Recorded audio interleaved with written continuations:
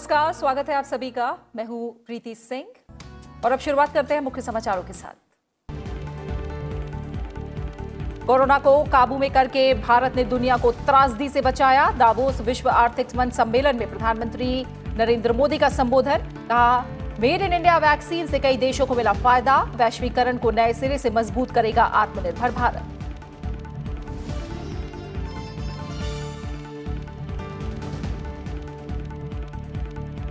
Border पर हर चुनौती से निपटने में सक्षम है भारत। दिल्ली के करियप्पा ग्राउंड में एनसीसी रैली में बोले प्रधानमंत्री नरेंद्र मोदी। प्राकृतिक आपदाओं के दौरान राहत अभियान में एनसीसी कैडेटों की भूमिका को सराहा।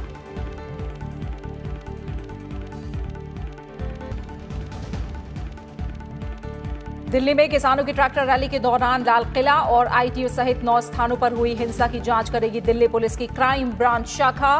33 एफआईआर में नामजद 44 आरोपियों के खिलाफ लुकआउट नोटिस जारी। केंद्रीय गृह मंत्री अमित शाह ने घायल पुलिसकर्मियों से की मुलाकात।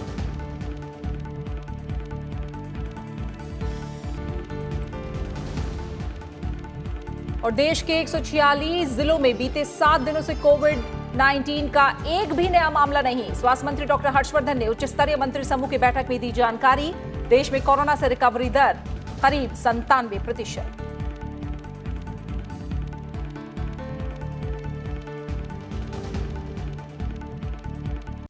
और बजट सत्र से पहले उपराष्ट्रपति एम वेंकैया नायडू ने आज राष्ट्रपति रामनाथ कोविंद से मुलाकात की। राष्ट्रपति भवन में हुई मुलाकात में दोनों नेताओं के कई मुद्दों पर चर्चा हुई।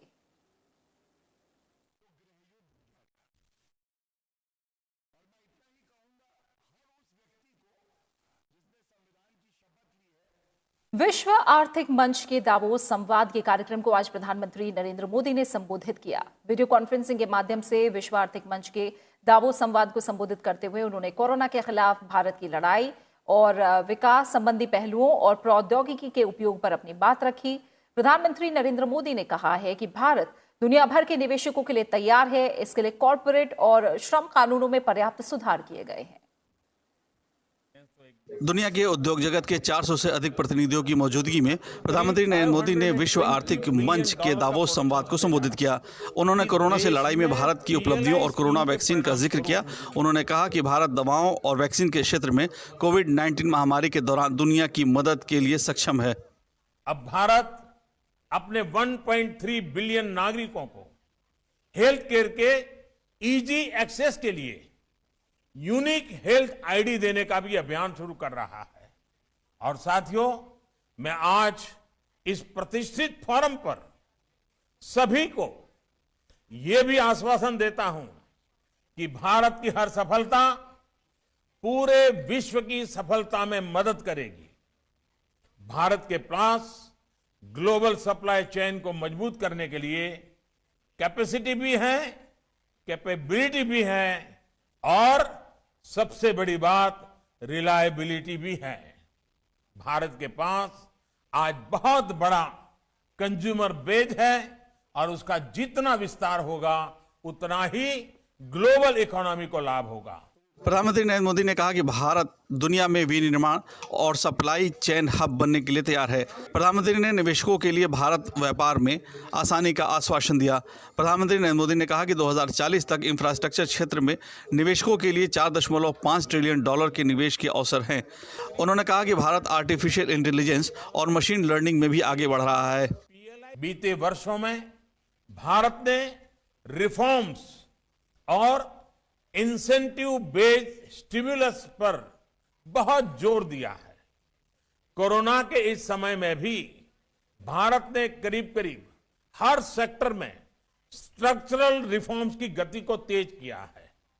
इन रिफॉर्म्स को प्रोडक्शन लिंक इंसेंटिव्स के से सपोर्ट किया जा रहा है। अब भारत में टैक्स रिजिम से लेकर एफडीआई नॉर्म्स तक एक प्रिडिक्टेबल और फ्रेंडली एनवायरनमेंट है। भारत में ईज ऑफ डूइंग बिजनेस की स्थिति लगातार बेहतर हो, इस दिशा में भी काम जारी है।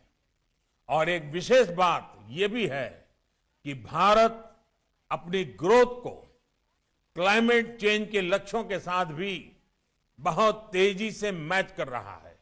प्रधानमंत्री ने कहा कि कोरोना के समय में भी भारत ने इंफ्रास्ट्रक्चर में लाखों करोड़ रुपए के प्रोजेक्ट शुरू किए और एम्प्लॉयमेंट के लिए विशेष स्कीम चलाकर इकोनॉमिक एक्टिविटी को बनाए रखा था। इसी दौरान भारत ने 760 मिलियन से ज़्यादा लोगों के बैंक खातों में 1.8 ट्रिलियन रुपए से अधिक सीधे ट्रांसफ़र किया। यह भारत के मजबूत डिजिटल इंफ्रास्ट्रक्चर की ही ताकत का उदाहरण है। प्रधानमंत्री नरेंद्र मोदी ने राष्ट्र सेवा में राष्ट्रीय कैडेट कोर की भूमिका की सराहना की। दिल्ली में आज एनसीसी रैली को संबोधित करते हुए प्रधानमंत्री ने कहा कि एनसीसी कैडेट्स की भूमिका को बढ़ाया जा रहा है। आत्मनिर्भर भारत पर जोर देते हुए उन्होंने कहा कि सेनाओं की ज्यादातर जरूरतों को भारत में ही पूरा किया जा सके, इसके लिए सरकार ने बड़े फैसले लिए हैं। उन्होंने कहा कि वो दिन दूर नहीं जब भारत रक्षा उपकरणों के बड़े बाजार के बजाय एक बड़े निर्माता के रूप में जाना जाएगा। प्रधानमंत्री नरेंद्र मोदी ने गुरुवार को दिल्ली में एनसीसी रैली को संबोधित किया। उन्होंने कहा कि एनसीसी कैडेट्स की भूमिका को और व्यापक करने के प्रयास किए जा रहे हैं। प्रधानमंत्री ने कहा कि सीमावर्ती और तटीय क्षेत्रों में सुरक्षा तंत्र को मजबूत करने के लिए भी एनसीसी की भागीदारी बढ़ाई जा रही है। पिछले वर्ष 15 अगस्त को ये ऐलान किया गया था कि कोस्टल और बॉर्डर एरिया के करीब 250 जिलों में एनसीसी को नया दायित्व दिया जाएगा। इसके लिए लगभग 1 लाख एनसीसी कैडेट्स को आर्मी, नेवी और एयरफोर्स ट्रेन कर रही है। इसमें भी 1/3 1/3 हमारी गर्ल्स कैडेट हैं। गर्ल्स कैडेट्स को ट्रेनिंग दी जा रही है। एनसीसी की ट्रेनिंग, उसकी क्षमताओं को भी सरकार तेजी से बढ़ा रही है। अब तक आपके पास सिर्फ एक फायरिंग सिमुलेटर होता था, इसे अब बढ़ाकर 98 किया जा रहा है, करीब 100। प्रधानमंत्री नरेंद्र मोदी ने राष्ट्र सेवा में एनसीसी कैडेट्स की भूमिका की सराहना की। प्रधानमंत्री ने कहा कि 21वीं सदी में आत्मनिर्भर भारत के लिए आत्मविश्वासी युवा बहुत जरूरी हैं। उन्होंने कहा कि कैडेट्स ने कोरोना महामारी समेत प्राकृतिक आपदाओं के दौरान लोगों की बढ़ चढ़कर मदद की है। बाढ़ हो या दूसरी आपदा, बीते वर्ष एनसीसी के कैडेट्स ने मुश्किल में फंसे देशवासियों की राहत और बचाव में सहायता की है। कोरोना के इस पूरे कालखंड में लाखों लाख कैडेट्स ने देश भर में जिस प्रकार प्रशासन के साथ मिलकर, समाज के साथ मिलकर काम किया है, वो प्रशंसनीय है। इससे पहले प्रधानमंत्री को गार्ड ऑफ ऑनर दिया गया।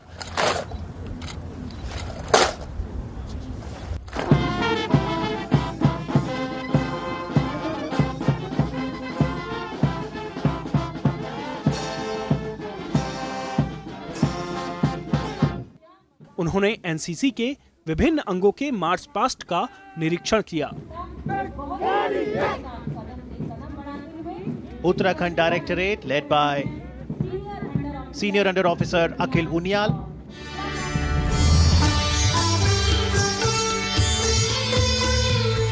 एनसीसी कैडेट्स ने सांस्कृतिक प्रस्तुतियों के जरिए विभिन्न क्षेत्र में अपनी क्षमताएं भी दर्शाई।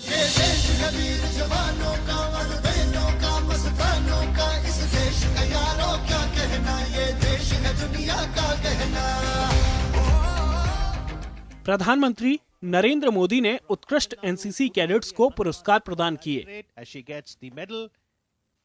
समारोह में रक्षा मंत्री राजनाथ सिंह, सीडीएस जनरल बिपिन रावत, तीनों सेनाओं के अध्यक्ष और एनसीसी के महानिदेशक भी मौजूद थे। दिल्ली में किसानों की ट्रैक्टर रैली के दौरान भड़की हिंसा से उपजे हालात पर केंद्रीय गृह मंत्री अमित शाह नजर रखे हुए हैं। इस संबंध में कार्रवाई की जा रही है। इस बीच केंद्रीय गृह मंत्री अमित शाह ने आज दिल्ली के अस्पताल पहुंचकर गणतंत्र दिवस के दिन किसानों की ट्रैक्टर रैली के दौरान हुई हिंसा में घायल हुए पुलिसकर्मियों का हालचाल जाना। गृह मंत्री पहले सिविल लाइन स्थित सुश्रुत ट्रॉमा सेंटर गए। वहां उन्होंने अस्पताल में भर्ती घायल पुलिसकर्मियों से मुलाकात की। इसके बाद गृह मंत्री तीरथ राम शाह अस्पताल भी गए। वहां भी घायल पुलिसकर्मियों और उनके परिजनों से मुलाकात की।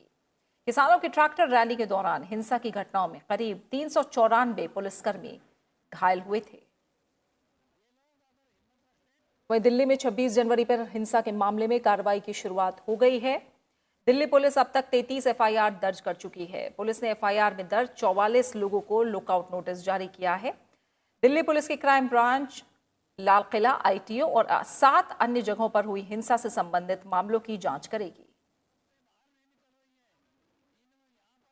केंद्रीय स्वास्थ्य मंत्री डॉक्टर हर्षवर्धन ने कहा है कि भारत ने वैश्विक स्वास्थ्य संकट के दौरान कोविड वैक्सीन की आपूर्ति के साथ अन्य देशों के कार्मिकों को भी प्रशिक्षित किया।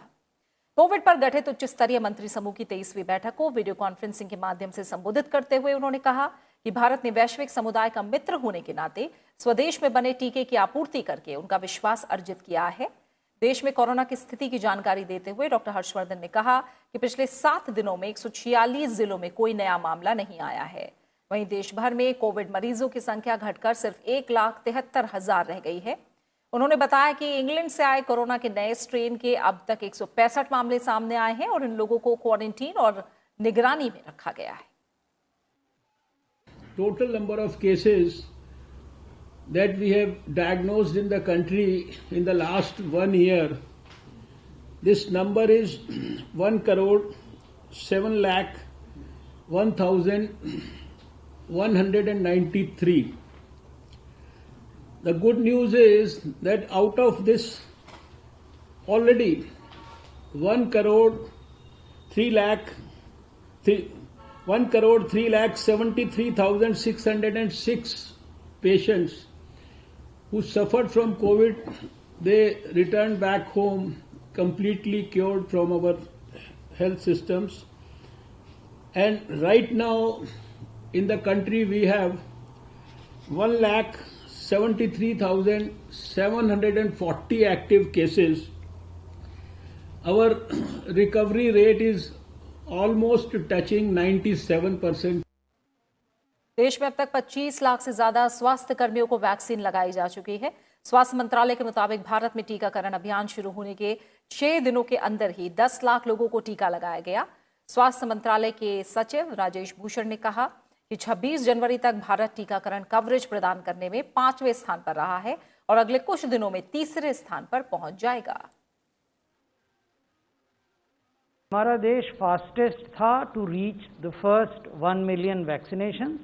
भारत में ये 6 दिन में हुआ, यूएस में 10 दिन में हुआ, स्पेन में 12 दिन में, इजराइल में 14 दिन में, यूके में 18 दिन। हम जिन आंकड़ों की तुलना कर रहे हैं वो 50 दिनों के आंकड़े हैं कुछ देशों के मामलों में और भारत के मामले में 11 दिन के आंकड़े हैं। तो अगर इन आंकड़ों को देखें तो हम 5वें नंबर पर हैं। 26 जनवरी को थे 5वें नंबर पर। 2.03 मिलियन हमने वैक्सीनेशन 26 जनवरी तक किए थे अन्य देशों के मुकाबले में। स्वास्थ्य मंत्रालय के मुताबिक देश में फिलहाल 9,000 केंद्रों पर वैक्सीन देने की प्रक्रिया चल रही है और अब तक 25 लाख से ज्यादा लोगों को टीका लगाया जा चुका है। 16 जनवरी के बाद से देश में लगातार वैक्सीनेशन सेंटर बढ़ाए जा रहे हैं। साथ ही लाभार्थियों की संख्या में भी इजाफा हो रहा है। लक्षद्वीप में अब तक 83% स्वास्थ्य कर्मियों को टीका लगाया जा चुका है। वहीं ओडिशा और हरियाणा में 50% से ज्यादा स्वास्थ्य कर्मियों का वैक्सीनेशन हो चुका है। देश में 25 लाख से ज़्यादा स्वास्थ्य कर्मी जिनको हम हेल्थ केयर वर्कर्स भी कहते हैं का वैक्सीनेशन किया जा चुका है। तो जिस दिन ये कार्यक्रम शुरू हुआ 16 जनवरी को, उस दिन हमने 3,374 वैक्सीनेशन सेशंस किए अक्रॉस द कंट्री देश भर में और 2 लाख से कुछ ज़्यादा लोगों का वैक्सीनेशन हुआ। 19 जनवरी को हमने ये संख्या बढ़ाई और 3,800 सेशंस किए। 22 जनवरी को ये बढ़कर 6,200 सेशंस हो गए। 25 जनवरी को पूरे देश में 7,700 स्थानों पर टीकाकरण की प्रक्रिया की गई और आज जब हम आपसे बात कर रहे हैं तो देश में 9,000 स्थानों पर वैक्सीनेशन सेशंस हो रहे हैं। यानी 9,000 स्थान ऐसे हैं जहां की कोविड वैक्सीनेशन की प्रक्रिया चल रही है। भारतीय वैक्सीन कोविशील्ड से भारत के 4 करीबी देशों में टीकाकरण अभियान शुरू हो चुका है। मॉरिशस, नेपाल, म्यांमार और बांग्लादेश ने भारतीय वैक्सीन से टीकाकरण अभियान शुरू कर दिया है। वहीं मिशन मैत्री के तहत आज श्रीलंका और बहरीन को वैक्सीन की खेप सौंपी गई है। भारत सरकार की ओर से श्रीलंका को 5 लाख वैक्सीन की खेप सौंपी गई है। विदेश मंत्री एस जयशंकर ने ट्वीट करके श्रीलंका को भरोसेमंद साझेदार और विश्वसनीय मित्र बताया। उन्होंने कहा कि श्रीलंका को कोविड-19 टीकों का ये उपहार भारत की वैक्सीन मैत्री पहल के तहत भेजा गया है। श्रीलंका के राष्ट्रपति गोटबाया राजपक्षे ने इसके लिए प्रधानमंत्री नरेंद्र मोदी और भारत के लोगों को धन्यवाद दिया है। वहीं बहरीन को 10,800 वैक्सीन की डोज भेजी गई हैं। विदेश मंत्री एस जयशंकर ने ट्वीट करके कहा कि यह हमारे लंबे समय से चले आ रहे भाईचारे और मानवीय सद्भाव को दर्शाता है। भारत की ओर से अब तक 11 देशों को वैक्सीन उपलब्ध कराई जा चुकी है। वहीं कैरेबियाई देश, डोमिनिका, लैटिन अमेरिकी देश, बोलीविया समेत 50 से ज्यादा देश वैक्सीन पाने के लिए भारत से संपर्क में हैं।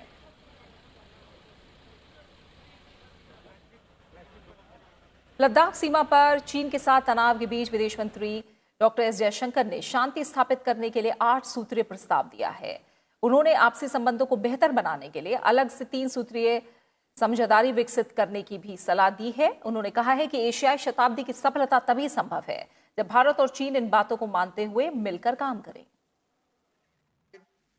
विदेश मंत्री एस जयशंकर ने दिल्ली में 13वें all India conference of Chinese study को संबोधित किया। ये स्वीकार करते हुए कि भारत और चीन के संबंध अभी तनाव की स्थिति में हैं, विदेश मंत्री ने आपसी रिश्तों को पटरी पर लाने के लिए चीन को 8 सूत्रीय आचार संहिता का पालन करने की सलाह दी है। प्रस्ताव में जिन विषयों को शामिल किया गया है उनमें पुराने समझौते का पूरी तरह से पालन किया जाए, वास्तविक नियंत्रण रेखा में कोई एक तरफा परिवर्तन न किया जाए, सीमा पर शांति के बाद ही अन्य क्षेत्रों में संबंध बेहतर हो सकते हैं, बहुध्रुवीय दुनिया के साथ साथ चीन बहुध्रुवीय एशिया की बात भी स्वीकार करे, दोनों देशों को एक दूसरे के हितों को भी समझना होगा, दोनों देश एक दूसरे की महत्वाकांक्षाओं के प्रति संवेदनशील हों, दोनों देशों को दीर्घकालिक समझदारी के साथ काम करना होगा। Any expectation that they can be brushed aside and that life can carry on undisturbed despite the situation at the border, that's simply not realistic. There are discussions underway through various mechanisms on disengagement at the border areas. But if ties are to steady and progress, policies must take into account the learnings of the last 3 decades. Experience of the past taught us the importance of stabilizing our relationship even while adjusting to changes. From that, we can seek proper guidance that will be to the benefit of both nations. Now, these can be summed up by 8 broad propositions. विदेश मंत्री S Jaishankar ने साफ साफ कहा कि भारत और चीन के संबंध पूरी दुनिया को प्रभावित करेंगे, इसलिए दोनों देशों को सकारात्मक तरीके से एक दूसरे की ताकत को समझते हुए काम करना होगा। इसके लिए दोनों देशों को आपसी सम्मान, आपसी संवेदनशीलता और आपसी हितों को प्राथमिकता देते हुए आगे बढ़ना होगा। अमेरिका में राष्ट्रपति जो बाइडेन के पदभार संभालने के बाद कल पहली बार भारत और अमेरिका के बीच उच्च स्तरीय संपर्क हुआ। एक तरफ अमेरिकी रक्षा मंत्री सेवानिवृत्त जनरल लॉयड ऑस्टिन ने रक्षा मंत्री राजनाथ सिंह से बात की, तो दूसरी तरफ राष्ट्रीय सुरक्षा सलाहकार अजीत डोभाल की अपने अमेरिकी समकक्ष जैक सुलिवन के साथ वार्ता हुई। रक्षा मंत्री राजनाथ सिंह और अमेरिकी रक्षा मंत्री ने भारत और दोनों देशों के बीच रक्षा सहयोग और रणनीतिक साझेदारी को और मजबूत करने की प्रतिबद्धता दोहराई। इस दौरान द्विपक्षीय, क्षेत्रीय और वैश्विक मुद्दों पर चर्चा की गई। राजनाथ सिंह ने जनरल लॉयड को मंत्री बनाए जाने पर बधाई भी दी।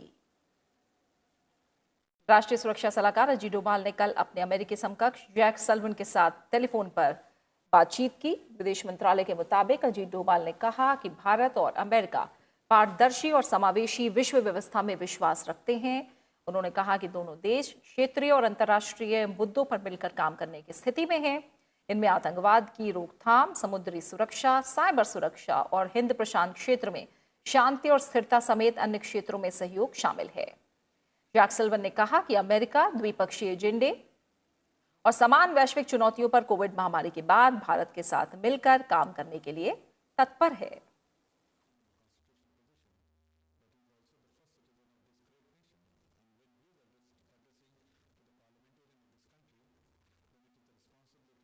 आज महान स्वतंत्रता संग्राम सेनानी लाला लाजपत राय की जयंती है। इस मौके पर संसद के सेंट्रल हॉल में उन्हें श्रद्धांजलि दी गई। लोकसभा अध्यक्ष ओम बिरला, राज्यसभा में नेता विपक्ष गुलाम नबी आजाद, राज्यसभा के उपसभापति हरिवंश समेत कई अन्य पार्टियों के नेताओं ने लाला लाजपत राय की तस्वीर पर पुष्पांजलि अर्पित की।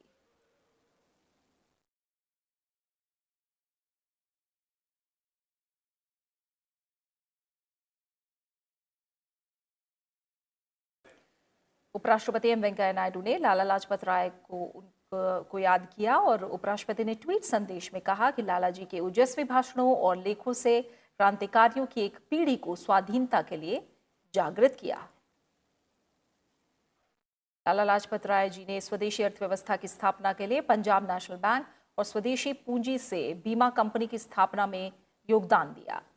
लाला जी ने देशी शिक्षा के प्रसार के लिए डीएवी विद्यालयों की स्थापना में सहयोग किया। सामन कमीशन के खिलाफ स्थानीय जनता को प्रेरित किया। प्रधानमंत्री नरेंद्र मोदी ने लाला लाजपत राय को उनकी जयंती पर श्रद्धांजलि अर्पित की। ट्वीट संदेश में प्रधानमंत्री ने लिखा कि भारत के स्वतंत्रता संग्राम में उनका योगदान अमिट है और पीढ़ियों के लोगों को प्रेरित करता रहेगा। लाला लाजपत राय पंजाब केसरी के नाम से विख्यात थे। लाहौर में सामन कमीशन के विरोध में एक प्रदर्शन के दौरान लाठीचार्ज में वो गंभीर रूप से घायल हो गए थे। 17 नवंबर 1928 को उनका निधन हुआ था। राजधानी दिल्ली में विजय चौक पर कल बीटिंग रिट्रीट कार्यक्रम का आयोजन किया जाएगा और इसके लिए खास तैयारियां की गई हैं। मधुर धुनों से सराबोर ये समारोह हर साल 29 जनवरी को विजय चौक पर 4 दिवसीय गणतंत्र दिवस समारोह के समापन का प्रतीक है। 26 जनवरी को राजपथ पर आयोजित हुए गणतंत्र दिवस के मुख्य समारोह के बाद अब तैयारी है बीटिंग रिट्रीट की। दिल्ली के विजय चौक पर शुक्रवार शाम बीटिंग रिट्रीट समारोह का आयोजन होगा। ये समारोह भारतीय धुनों से सराबोर होगा। ऐतिहासिक विजय चौक पर कई प्रस्तुतियों में सेना, नौसेना, वायुसेना, राज्य पुलिस और केंद्रीय सशस्त्र पुलिस बल के बैंड मनोरम संगीत के साथ दर्शकों को उत्साहित करेंगे।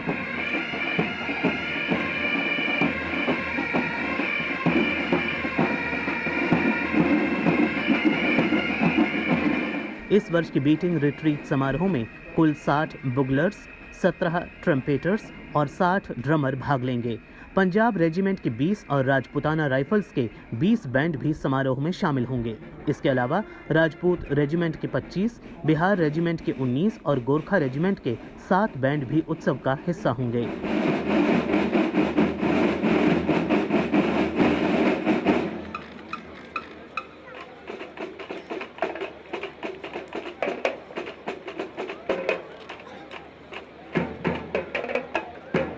पाकिस्तान पर भारत के 1971 की जीत के 50 वर्ष पूरे होने के उपलक्ष्य में इस बार बीटिंग रिट्रीट समारोह के लिए खास तैयार की गई स्वर्णिम विजय की नई धुन भी बजाई जाएगी। बीटिंग रिट्रीट हर साल 29 जनवरी को विजय चौक में 4 दिवसीय गणतंत्र दिवस समारोह के समापन का प्रतीक है।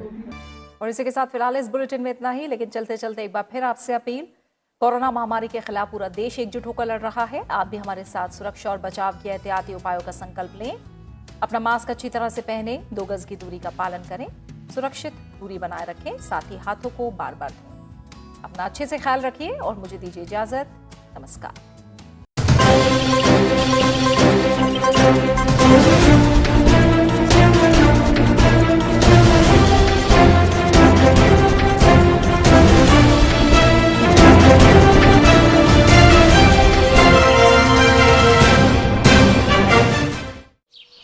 ओ काका, वो आए शहर, ले आए खाद बीज। भाई लेके तो आया हूँ, पर क्या कहूँ, महंगाई इतनी हो गई है कि समझ में नहीं आता है कि खेती करे कैसे। फसल भी अच्छी नहीं होती है, ये दवाइयाँ नहीं डालूँ तो कर्जा करके लाओ, कैसे भी लाओ, लाना तो पड़ेगा ही। और ये दवाई की दुकान का कर्जा तो ख़त्म होने का नाम नहीं लेता। लाना तो मुझे भी है, पर सब कुछ इतना महंगा है, कहाँ से लाऊं, किससे खरीदूं, किसके पास सही दामों में मिलेगा और क्वालिटी उत्पाद भी मिलेगा या नहीं।